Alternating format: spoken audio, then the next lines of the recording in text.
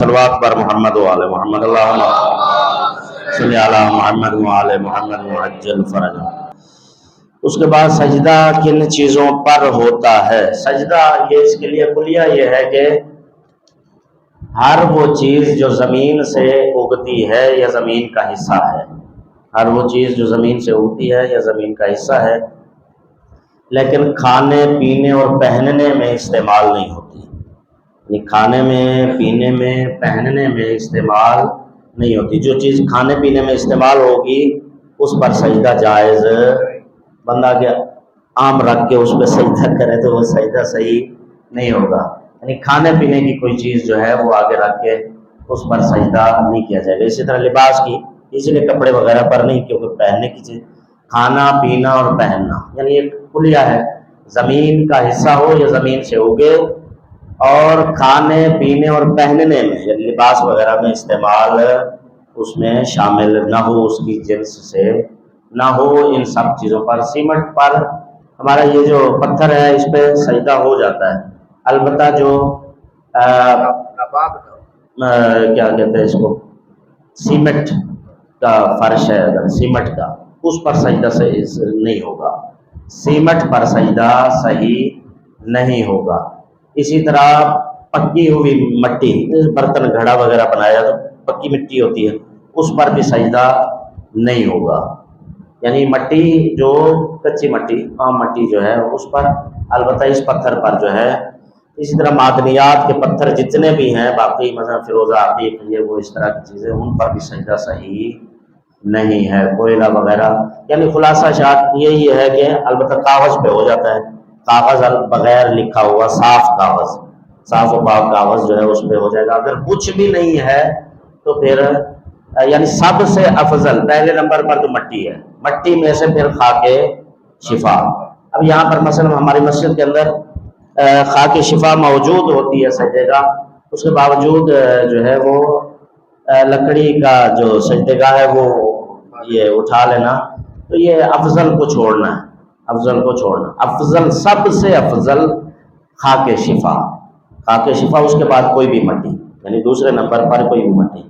معصوم فرماتے ہیں کہ خاک شفا پر سجدہ کرنے سے بہت سارے فضائل ہیں۔ ایک فضیلت یہ ہے کہ نماز کے درمیان جو موانع ہیں وہ برطرف ہو جاتے ہیں، یعنی رکاوٹیں، نماز کی قبولیت میں جو رکاوٹیں ہوتی ہیں، درمیان میں جو حجابات ہوتے ہیں وہ ہٹ جاتے ہیں اگر خاک شفا پر سجدہ کیا جائے۔ تو سب سے افضل جو ہے وہ خاک شفا پر سجدہ کرنا۔ باقی سجدے کا چلو مجبوری ہے، خاک شفا کا نہیں پڑا ہوا ہے تو اس وقت چلیں، وہ لکڑی کا جو ہے اٹھا کے اس پہ کر لیا، یا یہ ہے کہ آپ سجدے کا مثلاً اگر کم ہو تو، لیکن اب الحمدللہ ظاہر کافی سارے سجدے کا لے کے آئے ہیں، ہم نے وہاں زیادہ نہیں رکھے اور جگہ پہ رکھے ہیں کہ بچے پھر کھیلتے بھی ہیں یا باقی وہ معاملات پھر زیادہ وہ ہو جاتے ہیں، تو اگر ضرورت ہو تو ظاہر ہے کہ وہ مٹی کے خاک شفا کے جو سجدے گاہ ہے وہ وہاں پر زیادہ تعداد میں رکھے جا سکتے ہیں۔ البتہ اگر نہ ہو، سجدے کا کم ہے، مثلا سجدے کا کم ہے، جو مال مسجد ہے، مال مسجد،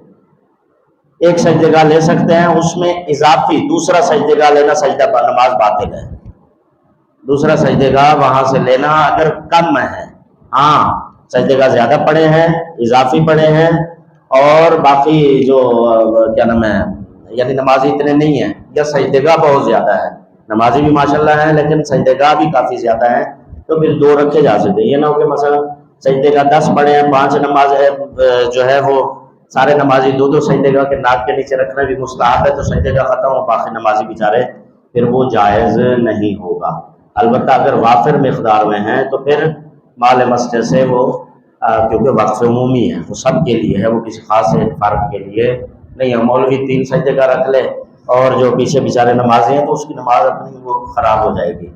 تو اس لیے ضروری ہے کہ بہرحال خاک شفا سب سے افضل ہے، اس کے بعد کوئی عام مٹی ہے،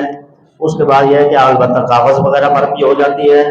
وہ چیزیں جو کھانے پینے میں یا لباس میں شمار ہوتی ہیں ان پر سجدہ جائز نہیں ہے۔ البتہ وہ بھی نہ ہو تو درخت کے پتے، البتہ وہ درخت کا پتا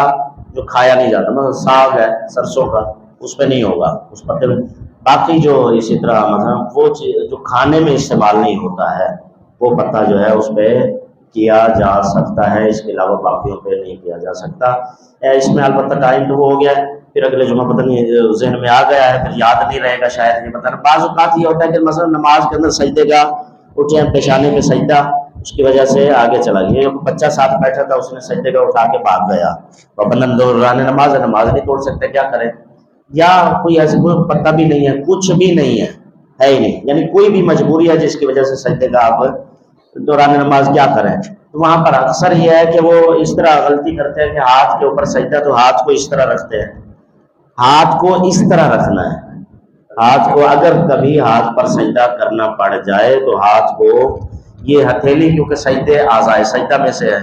اعضائے سجدہ میں سے ہے، سجدے میں ٹیکنا اس کا ضروری ہے، تو اس لیے اگر ہاتھ پہ کرنا پڑ جائے تو پھر ہتھیلی کو اس طرح رکھا جائے گا، یعنی اس طرح نہیں رکھا جائے گا بلکہ اس طرح رکھا جائے گا تاکہ وہ سجدے والی جو وہ شرط ہے وہ پوری رہے۔ بسم اللہ الرحمن الرحیم۔